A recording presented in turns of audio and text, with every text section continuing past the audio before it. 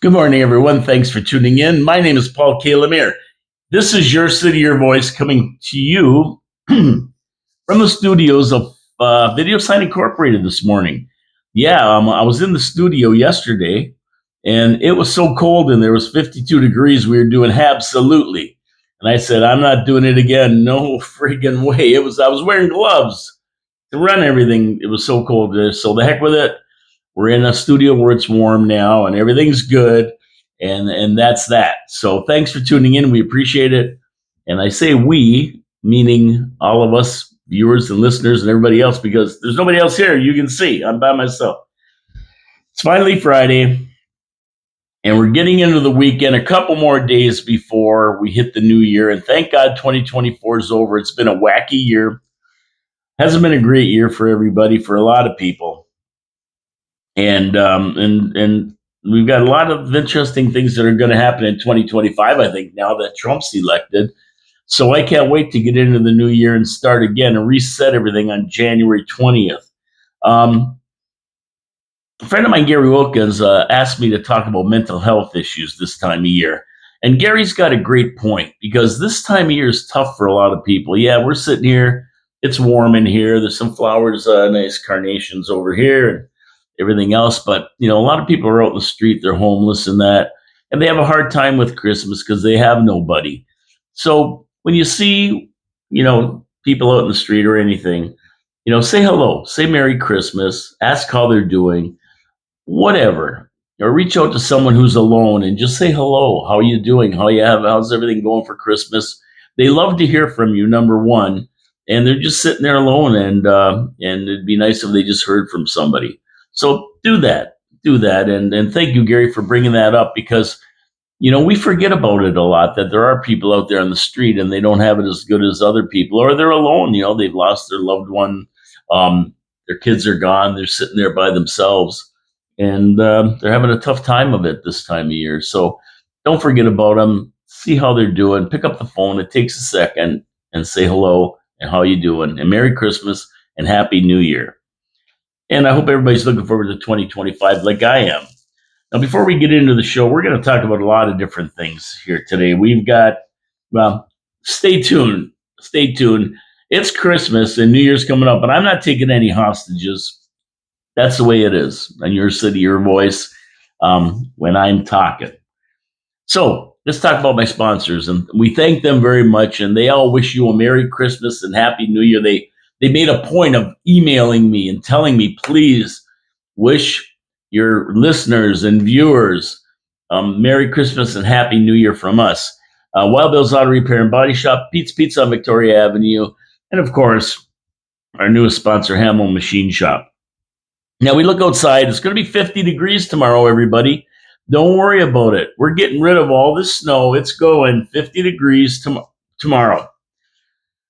But still, we're going to get the bad weather, and you know it. And the last thing you want to do is break down. Now, I talked to Ken Hunter, owner of Wild Bills, and I said, what big problems do you find this time of year that maybe nobody would think about? His answer, suspension. All these icy roads, bumping over them. Sometimes you go around a corner, you slide a little bit. That's hard on your suspension. It's hard on everything. He goes, suspension problems seem to be the worst this time of year. Everything freezes up with the thaw and the cold and the wet, the slush. So he has a lot of problems with that when people bring their car in. That seems to be one of the things, and I never even thought about it. The other thing he said is the frosters. People's heaters aren't working properly, so their windows get all fogged up. They can't clear them. So that's another problem. So at the end of the day, he said they're the two biggest problems, but it doesn't matter. Take your car in there. He's going to give it a complete check, including suspension, and make sure you're running good, because this time of year and this weather, you really don't want to be stuck out in the weather waiting for CA to pick you up or somebody else. And believe me, I know I was in the studio, it was 52 degrees. I didn't like being in there that chilly, wearing a coat and gloves to do the show. So yeah, make sure you get your car checked out. Wild Bill's Auto Repair and Body Shop, Oakwood Drive by the Kia dealership. Go give Ken a visit today. Get your car checked out before we really start getting bad weather. We've had a taste. There's more to come. Anyway, let's move on with the show here. And we talked about the weather, 50 degrees tomorrow. You won't be having to worry about shoveling anything, which is great. And, this weather drives you nuts, though. My sinuses have been killing me because the barometer's up and down. It's raining, it's snowing, it's cold. Sun comes out, it's warm. Now it's going to 50. It drives you crazy. But one more day. Just hang tough today. It's 40 degrees out there almost. Hang tough today. And tomorrow, we're going into the 50s. Thank you. And anybody who's headed south in another week or so, a lot of people cross the new year, then they head south, the snowbirds. Well, good for them. Good for them because they're going to get a little bit of nice weather before they leave, which is always nice. And then we're stuck back here. We don't care. Okay, so I don't know why, but does this week seem long to you? This Christmas season, don't mind me, I'm just rolling up my sleeves here because they're long and they bother me.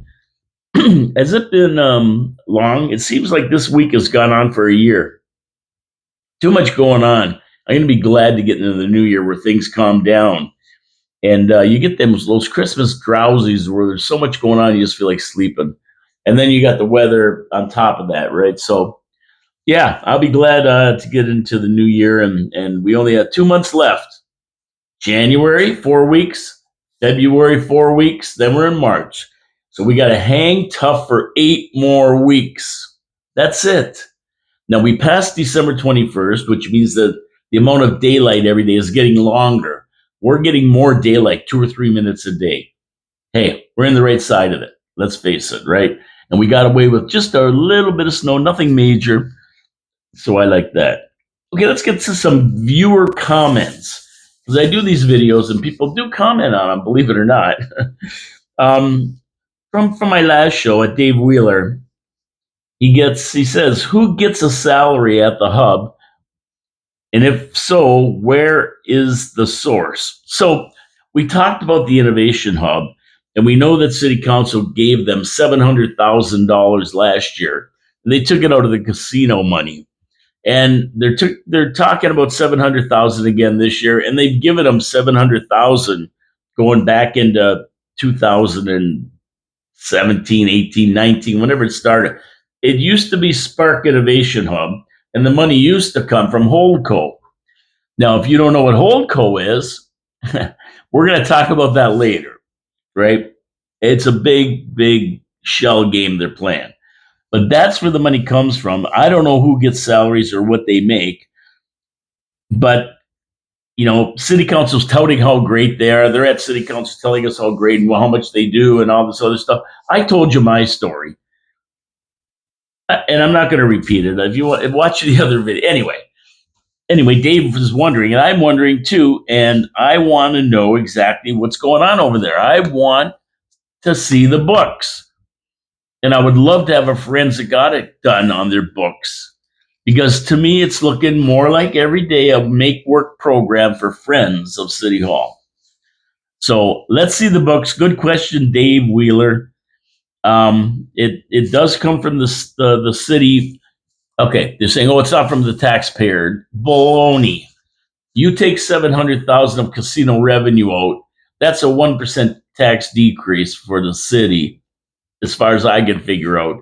And it's also means that money is not there for taxpayers to spend on other good things like the jawbreaker over here, the roads and stuff.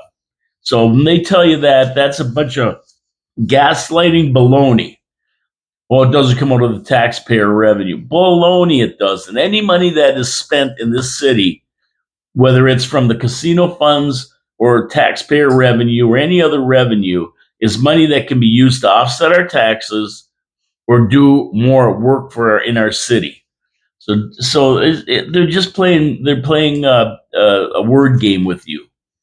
They're playing a word game and gaslighting you when they tell you that. So they tell you that, tell them to buzz off. It's nonsense. So that's it, Davey boy. Good questions, and we're gonna find out. We're gonna find out at 881 Slick. 881 Slick says, love you, Paul. Much love and respect. Love your show. Absolutely love everything you stand up for. I wish you and Liz an amazing Christmas. Till next year, my friend. We're going to do an FOI request on that 700 grand for sure. And of course, that's my buddy Gary Wilkins, 881 Slick. And as much as he says he has love and respect for me and the show and everything else, believe me, I have as much love and respect for Gary too. So it doesn't go one way. Gary's a great guy. He's knowledgeable. He's smart, and he knows what's going on, not only in Niagara Falls and City Council and everything else, about the world. He's worldly. He knows, and he's great to talk to. And I have to say, all the best to you, Gary, too. And we'll definitely meet up in the new year to see about that FOI, and that's Freedom of Information Act, to get the numbers from the hub. If the city council doesn't demand it, at the budget meeting, we need to see those open books. We have to see them, and if they say that they're not ready for 2024, we don't care.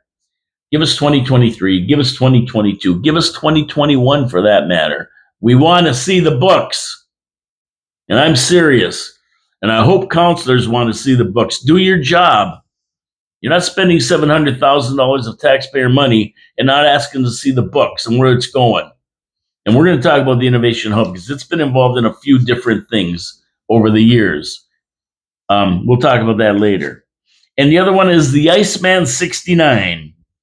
But we are changing to another name, so we can't give the financials. So this is the shell game that they've been playing with the hub. It's the Spark Innovation Hub. Then it was this, and it was going to be the Ryer. We'll talk a little bit about the story, but basically that's what Iceman 69 is saying. We're going to just change the name so we can't give the financials. Oh, we got a new company. And John has a good point.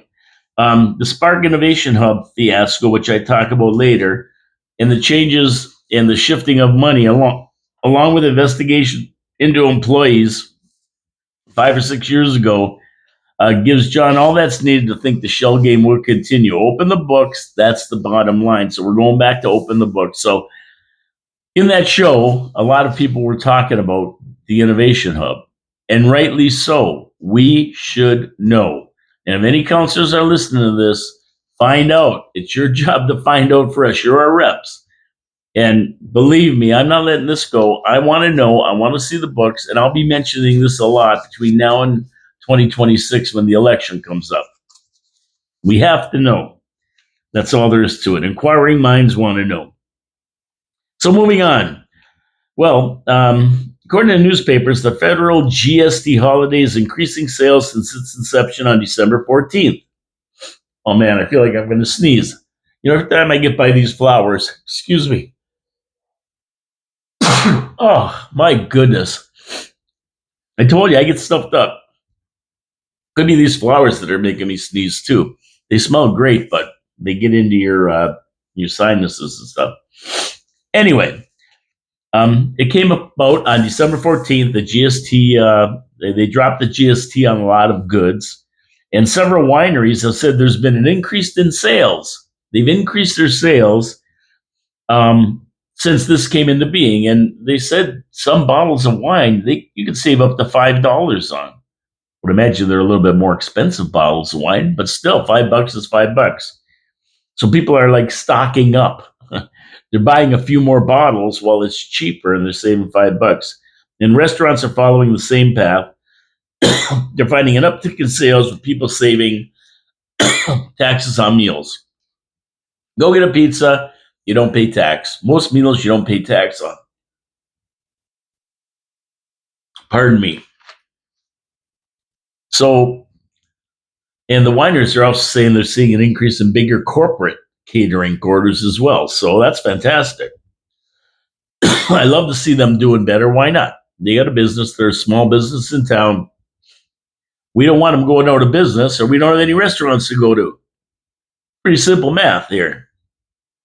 So they're seeing an increase since the GST holiday, and it gives them more budget room in their budgets. These big corporations that do parties, these businesses that do parties, because they're saving this money on the wine.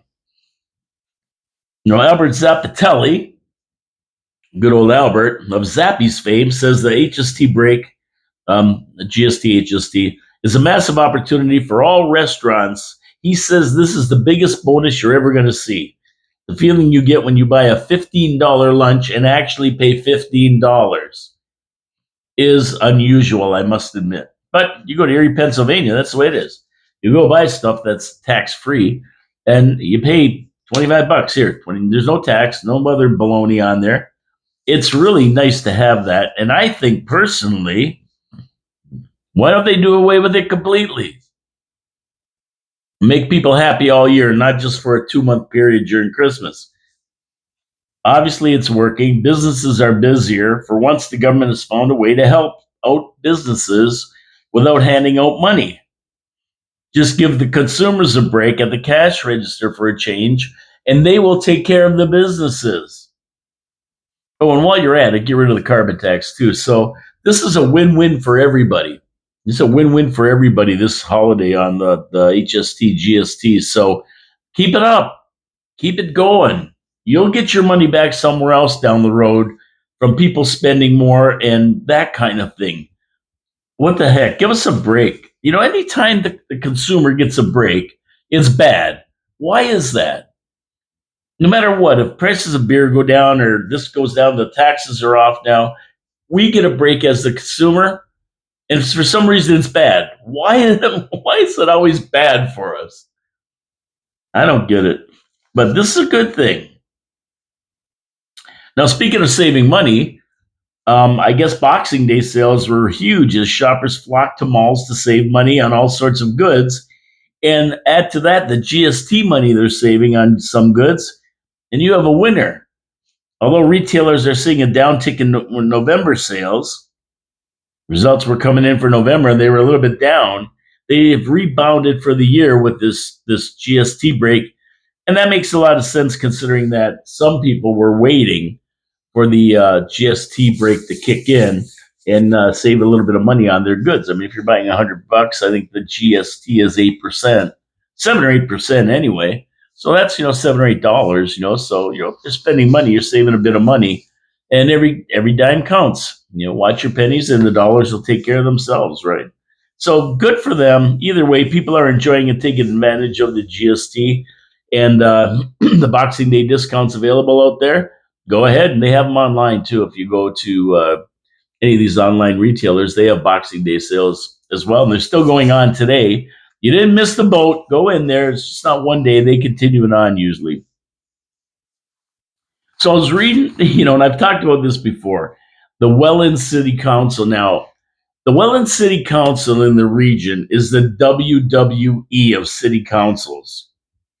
And they're at it again with Tony the Terrible DeMarco battling it out with Frank His Lordship Campion in a singles match, with Terrible Tony being disqualified for the 10th time this year. That's right, Tony DeMarco, and he's a counselor there, got thrown out of a council for the 5th time over the last 10 months, and this time it was from an in-camera session. So he's been banned from City Hall, so he can't attend council meetings. This is WWE stuff. I can't make this up. So he's banned from going into City Hall, so he can't go to the meetings. So he doesn't buy video. Like, I'm doing this, and they threw him out. They cut his video off, threw him out. Even that. DeMarco's been the subject of 9 Integrity Commission reports since 2017, including 2 this year, and he's been docked 240 days of pay because of these Integrity Commission reports and him being suspended. And I mean, this guy's a real scrapper. You should be calling him Tony the Scrapper DeMarco, but he doesn't put up with any of these baloney from these guys. He yells and screams and carries on, and he's been thrown out 10 times. And he says he attends meeting remotely since he's not permitted to attend City Hall. And in October, he tried to enter City Hall after the remote system had failed, and they wouldn't let him in for the meeting. Oh, you think with all this going on, you think nothing gets done in Welland, but you know what? You're wrong. Things get done in Welland. Welland City Council, they may battle it out, but they're not dysfunctional like the Niagara Falls City Council. And they managed to get things done with the new building, all kinds of new buildings, more doctors, and they're really becoming a force in the region. People are going there, people are moving there, they're working there, doctors are coming there. They battle it out, but they get results. Um, for all the WWE atmosphere at city council meetings, somehow they all work together for a better Welland, and it's crazy if you read the stories on it. It's like nuts. They're yelling at each other and they throw this guy out. It's wacky. It's really whacked. I'm telling you. But it works for some reason. It works. They're doing something right, even though they're fighting. I think I read about baseball teams and hockey teams that fought in the dressing room, but once they hit the ice, they got the job done and won championships fighting. Um, that seems to be what our city council in Welland is. Whereas ours, we have bullies and boors who just will vote against something because of who presents it. These guys, even if terrible Tony DeMarco presents a good motion, they'll okay it. They overlook who's presenting it and get down to business. It's a good thing. It's a good thing, and congratulations to them. But I find no source of entertainment better than watching those meetings. I've watched a couple, or reading about them, and we think, Ray Spatera and Allison Langley and John Law and Bill Sawchuk and all these other great reporters for the Review and the Standard and everywhere else who report these stories in the Review is where I get most of my information about what's going on in town. Now we've jumped from one city council back to our city council. We have the operations budget coming up in the next few weeks. There's continued pressure on the Innovation Hub to show their books before they get any money from the taxpayers this time around. This is what I'm going to talk about for a minute here, because I said I was going to talk about it, number one. I've talked about this many times on the show. And it was said before they get a dime, they have to be transparent about their operation. And I would personally order a forensic audit by a third party. There's something fishy going on there. I don't know what it is. They won't show us their books, but I know it looks to me like some kind of a make work program. I don't know where the money's going and what the taxpayers are getting for their money. Sure, they come in and they tout the big things they did. We helped this woman start a soap company and da da da da, all their accomplishments. But the bottom line is, if they're getting huge accomplishments, then of course they're making money. If they're making money, then why do they need our money? And that's the kicker right there. Why do they need our money? Why are we giving them 700,000? They've got to give a better excuse than all this marketing gaslighting they're doing at city council, telling us how great they are. No, I want to see the books. Let's see what you're making and what you're spending money on. And the welfare situation from City Hall should end. There's something going on here, and it goes back to when it was called the Spark Innovation Hub. That was the predecessor of the Innovation Hub. And in 2021, they were allocated funds from the Niagara Falls Hydro Holding Corporation in the amount of $770,773. In the fall of 2019, Spark Niagara, along with the City of Niagara Falls and Ryerson University, received nearly $3 million from FedDev Ontario to establish the Niagara Falls Ryerson Innovation Hub, an alleged business incubator for tech-based startups in the city or those looking to move to the municipality to grow and scale their business. And this all hooks back into an investigation into some of the Spark Innovation Hub employees, the executives, that was ongoing at the time over money that was misappropriated from the District School Board of Niagara in the amount of $2.44 million being lost. You do these things, lost or misdirected from the board to businesses that financially benefited the CIO at the time, one of the Spark employees. So there was something weird going on, alleged. I don't know whatever happened. I'm going to look it up. But I started looking into this, and it's a big web. It's a giant web, and to look into it, it's going to take some time to do research on it. Now, all this looks back into the investigation of that. A counselor at the time, I'm not going to mention any names, you probably know who it is, suggested that they delay giving Spark anything since employees were involved in the alleged suit against them by the School Board of Niagara and police. And she brought forward a motion that suggested they delay giving any taxpayer money to Spark until the lawsuits and investigations were over. The motion was defeated at city council level. And when we look at city council right now, back 4 or 5 years ago, it was basically the same city council that we're looking at right now. Very same city council. Got a couple new players in there, but basically the same guys. Peter Angelo, Strange, Theodaddy, Dabrowski, Thompson, if he was still there, would have been on it. Campbell. And we have 3 new ones, so they weren't involved in it, of course. But they're involved in this one today. And whether they're going to ask questions, I don't know. Or they're just going to vote with the boys club. We don't know until it comes up.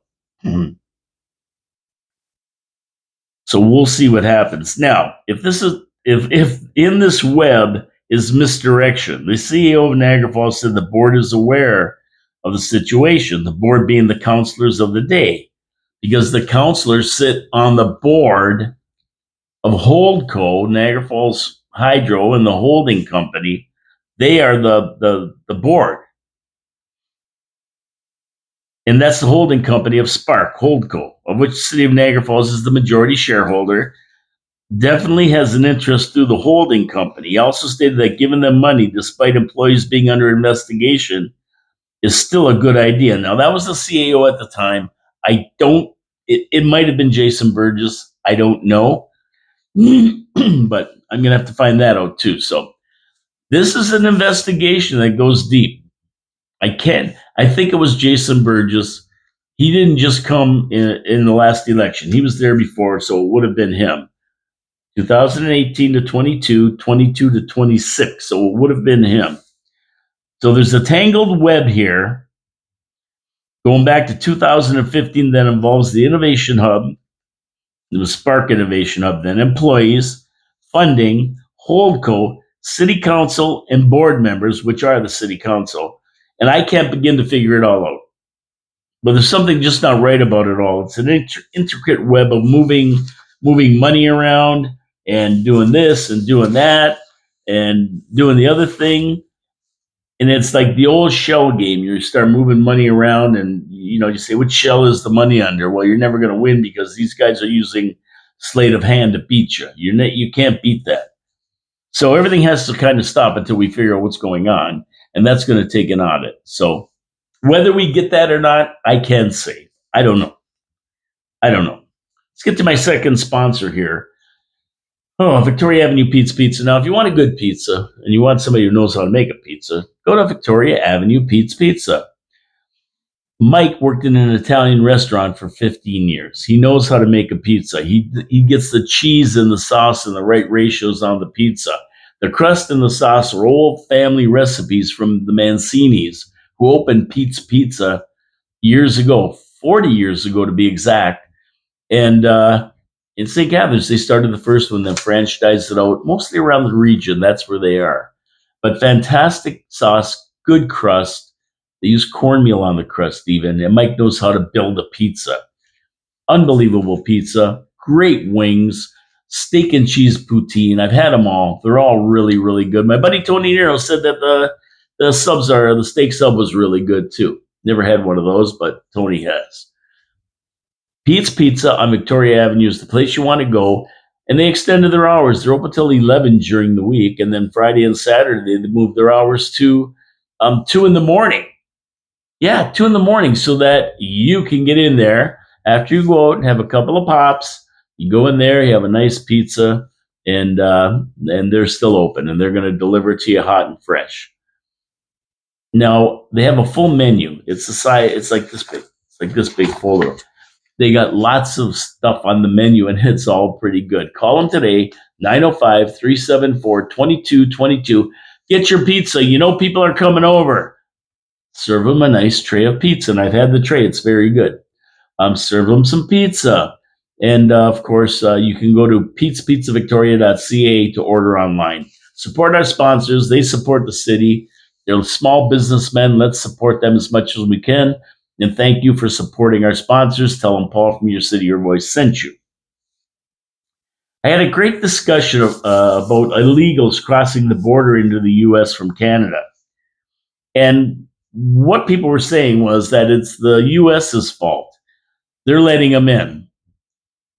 Okay, that may or may not be true. I don't think they're letting them in. They're probably getting in, of course. There's an undefended border, the biggest undefended border in the world. So yeah, they're getting in, and mules are bringing them over, just like at the southern border. But Trump's whole thing is that, listen, you got to secure your border, and as much as we can't stop them from going to the states through the legal channels, we can stop them from coming in the country because Canada is kind of a corridor for them to get in. Much like the countries of South America and Central America, they use Mexico as the corridor. Well, they're doing the same to us, but they're not coming from the Arctic, of course. They're coming from other places. We're letting them in the country with fake documentation or no documentation through Roxham Road and that, and from the States, and then they're going right back. They're getting shipped out to the States, and then they're going right back through our borders. So that's what Trump's talking about. Don't let them in the first place, and they won't be trying to come back into the border. Plus, there's a lot of these diploma mills, and there's a lot of people getting into Canada under the false impression they're going to be going to school, which isn't true. They don't. They get into the country, then they head for the border, and they have people that get them across the border. And with a student visa, they can say they're going shopping, and they'll let them in probably. I mean, they have a student visa. They're supposed to be attending a college in Canada. A lot of them never make that college. And as a matter of fact, their amounts that they deposit to go to college, they get refunded if they don't show up. So there you go with that, right? So there's something about this whole diploma mill, like the University of Niagara Falls. There's a lot of these in Canada.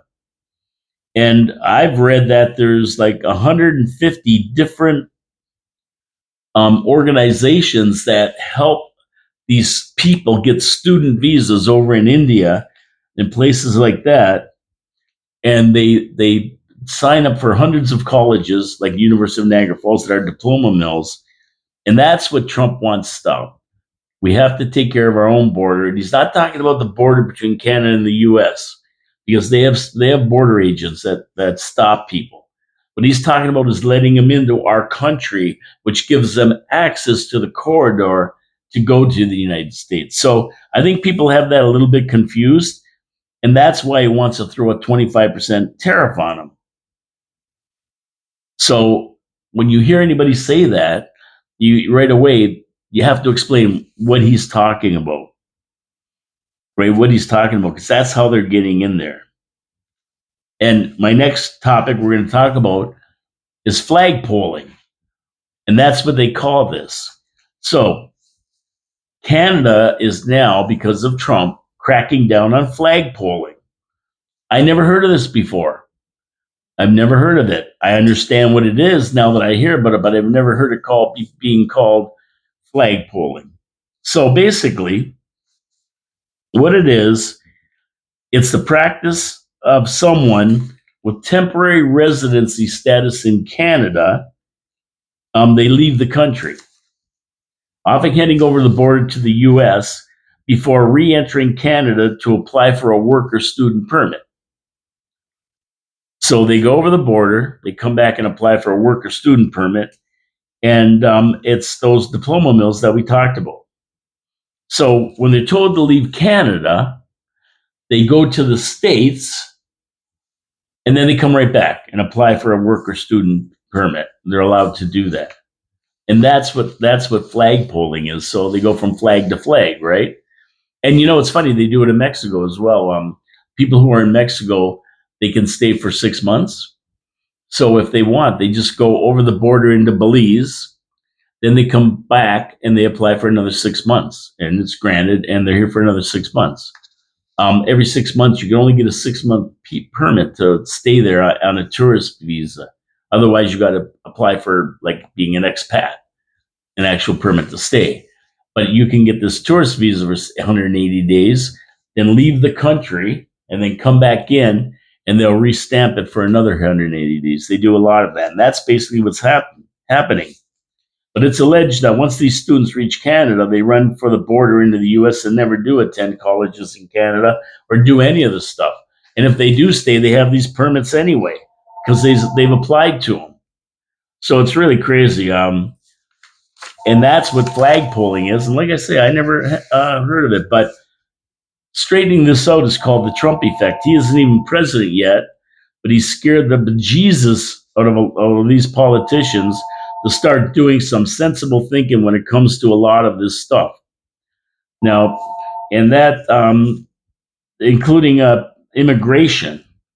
Now, Public Safety Minister Dominic LeBlanc and Immigration Minister Mark Miller outlined how the feds plan to spend, or should we say were forced to spend, $1.3 billion in border security measures to avoid the 25% tariff Trump talks about. So they got to get these slackers, they got to get their house in order by January 20th. And Canadian border agents have been instructed to no longer provide these flagpollers new or renewed permits. The crackdown is meant to free up resources needed to process immigration applications done by the IRCC, Immigration, Refugees, and Citizenships Canada. Now, you don't think this is a huge problem. Last year, there were 69,300 flagpole crossings at the Canadian-US border between April the 1st, 2023 and March the 31st, 2024, a huge number taking advantage of the loophole. Now, we have 1.2 million people, non-permanent residents, who are supposed to be leaving. And before they close this thing off, they would be flagpoling. They go over and then apply for a new work permit or a student visa or whatever and come in again. Now they're not going to be able to do that. So they're gone. If we can find them and get them out of the country, that's the problem. They're there today and gone tomorrow. They just take off. You don't know where they are. Nobody knows where they are. A lot of them. So if they can find them, they can throw them out. But if we can get rid of this immigration problem, then that'll free up housing. It'll free up a lot of things that we're lacking right now, and a lot of people using the public resources and taxing the system. Yeah, the health system, the education system, all systems. So Trump may be happy with Canada and forego the tariff, even if we do not become the 51st state, if they get their house in order. So we'll see. They're doing it. They're trying to do it. And I think if Trump sees there's an effort there and there's some accomplishments being held or had, I don't think you'll see that tariff. I don't think you'll see that tariff. So that's a good thing for everybody. Nobody wants to be tariffed. We don't want the states tariffing our goods going in there. They're our biggest trading partner. And we certainly don't want to get into a trading war or a tariff war with them. They're way bigger, 10 times Canada. They'll crush us. And I don't care what any of these people say, oh, no, they won't. We're a great Canada. We the North. Okay, that's fine. We the North. I'm proud. But I'm not stupid. I know exactly the difference between 350 million people and 35 million people. And how much more power 350 million more people have over the 35 million, or 40 million, someone said, right? So take that for what it is. I think it'll be settled. Good for them. I'm happy. Salute. Happy New Year. So back to Niagara area. And this was a good story. I like this story. The surfing Santa was at it again, making this the 40th year of the surfing Santa, John Fulton, entering the waters by the Peace Bridge on his paddleboard and heading down the Niagara River to the park's marina.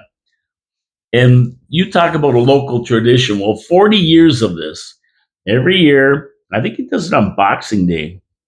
I think that's when he does it, somewhere around there. He gets into the water in Lake Erie, paddles down the river. He gets in at the Mather Arch there, just north of the Peace Bridge. Or no, that'd be south of the Peace Bridge. And gets in the water, jumps on his paddleboard, and away he goes with his Santa suit. He floats down, pictures taken of him, everybody's waving. People from the American side see him. And he goes down to the Parks Marina.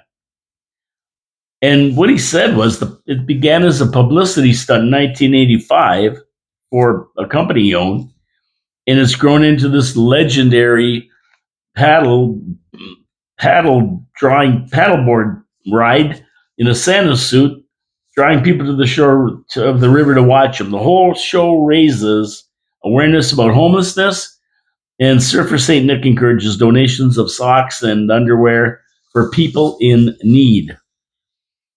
This year, he arrived by helicopter. Got a helicopter from that helicopter place in Fort Erie, landed at the Mather Arch Park, greeted attendees and volunteers, jumped on his magic paddleboard, and headed down the river. It's a 5 kilometer float, and that water's cold, and he's just got the Santa suit on.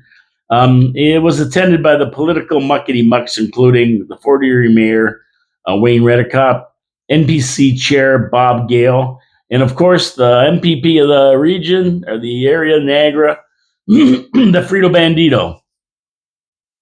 This is a thing legends are made of. For information regarding donations to the Surfing Santa Legacy Fund, just go to the Surfing Santa Facebook page and you'll find out all the information. Congratulations, John Fulton. Every year for 40 years, can you imagine? That's something else. It's something else, and it's a tradition, a local tradition. And it's always on the news, too. They always show it on the news. Okay, my third sponsor, Hamill Machine Shop. Now, I got to get Bob Benner in. He's the owner to tell his story, but I'm going to tell it shortly, like in a short little thing here. They've been around since 1948. And if you have anything that's broken, that's metal, that's broken, that needs fixing, that needs to be remade because it's broken and you can't find a part, Hamill Machine Shop is the place to go. They do all kinds of fabrication, custom welding, all kinds of machine shopping, machining. They machine anything. They can reverse engineer something, make it for you if you can't find a part. You got an old car you can't find a part for? Take it down to Hamill. They'll fix it up for you. They do all kinds of welding and work. The city takes their parts and lawnmowers and stuff when the decks get broken. They take it to Hamill. They fix it up like new instead of them having to go buy a new $3,000 deck for the lawnmower. Custom pieces. You want to get gates made for your backyard? Take it down there. Talk to them. They can design and make you a nice set of gates there, and they'll even put them in for you if you're nice, and probably get them powder coated for you. They're great people. They do a great job. They wish you a Merry Christmas and Happy New Year. Go to their website, hamillmachine.ca, to see more of the work that they do. They do big work too, industrial work. A lot of companies take their things there to get fixed when they need them, or they design neat things for the wineries. You got to go on their website and see what they do. They do all kinds of really nice work. Hamill Machine Shop. Now I know if I have something I need fixed, that's where I'm going. Hamill Machine Shop. They have a few locations, Kent Street and down on Bridge Street. They got a place. Talk to Bob and his family. They're fantastic people, and they're going to take care of you and fix whatever you need fixed. Thank you very much for supporting our sponsors. Thank you very much for subscribing to the channel. Hit that subscribe button. Come on, we want to get to 100. I'm at 78 or something. I'm stuck. Share the videos. I know some of you are probably watching and you haven't subscribed. Well, hit that subscribe button. Give me a thumbs up, thumbs down. Give me some comments. Come on, let's go. Got to wake people up. Want to wake people up and get them involved. That's what it's all about, getting people involved in the process. And so next election, we have a lot of people turn out rather than 27%, and we get the city council we want. That's right. Not that other people want, that we want, the majority of people in the city. That's what this show's all about. That's what our sponsors are in it for. And we support them, and we hope everybody else does support our sponsors. Okay, let's just go over to the Middle East for Christmas. I mean, we haven't been talking about it a lot, and there's been so many, this is what mainstream media does. They present you with different things by the week. So a few weeks ago, it was Mangione shooting the guy in the streets of Manhattan. We heard about that for a week. Then it turned over to drones. We've been hearing about them for a week. Then it turned over to an illegal immigrant setting a girl on fire in the subway. And the shootings down in Texas and in these malls. There's been shootings in Phoenix, Arizona, and and we've kind of put aside the Ukraine war. Don't know what's going on over there, and we put aside a lot of this stuff. And of course, it's still there. It hasn't stopped. These stories that they tell you about leading up to the election was all about Trump, against Vance, against Trump. Kamala's going to win. Then they switched over to Mangione, and this is what mainstream media does. They distract you, but it's still going on in the Middle East over Christmas. Things haven't stopped. They haven't settled at all. The Israeli military made a major strike on the Houthis in Yemen, targeting the Houthi-held capital in multiple parts, while the WHO director general was nearby. You remember that guy that screwed the world with COVID, his false claims and mandates? Yeah, that criminal. They almost got him. Part of the bombing included the airport, which took out the air traffic control tower, the departure lounge, and a runway. The WHO chief and UN team that were there couldn't leave until damage was assessed and runways cleared to let them leave. And Israel says it wasn't. They weren't even aware that these guys were in Yemen. So they're in Yemen talking to whoever, and the Israelis didn't even know it. They blew up this airport, and they were like right next door at the terminal, and the next terminal, and they took out the control tower, the departure lounge, and runway. So these guys are stuck there. I don't know if they got out or not, but they were stuck there until they could assess the damage and figure out how they were going to get them out of there.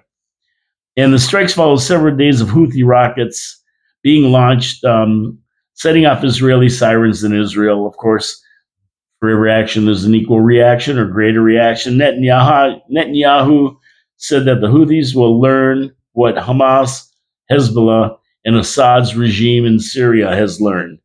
And you remember they took Assad out a few weeks ago. He's gone. He fled the country when the rebels took over. So there hasn't been a lot about that, what's going on over there, neither. So a lot of this stuff gets covered up because the mainstream media just keeps presenting these other stories to distract you from what's really going on, like the drones and that kind of thing. So nothing's been settled heading into the new year. 24 days until Trump takes over, and he gets his shot to straighten it all out.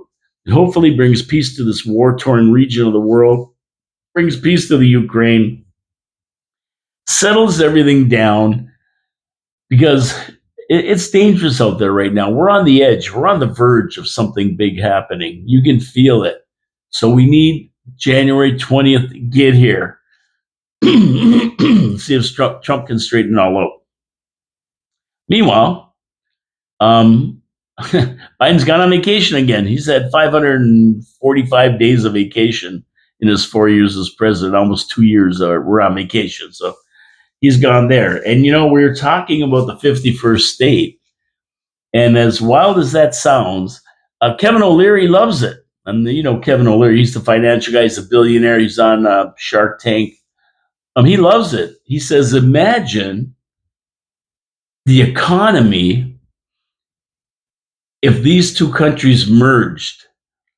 Could you imagine the economy? It would be the United States is the biggest economy in the world anyway. But can you imagine with Canada added to its list, if we merged as one big country, the landmass, the military, the economy, he says, it would be unbelievable. There'd be no economy bigger in the world. You can have Japan and China and all the others. It would be huge. So he loves the idea. So I don't think it's going to happen, not in our lifetime anyway. But having said that, I've said it on my show before, it'd be pretty neat to have it. Be pretty neat to do that.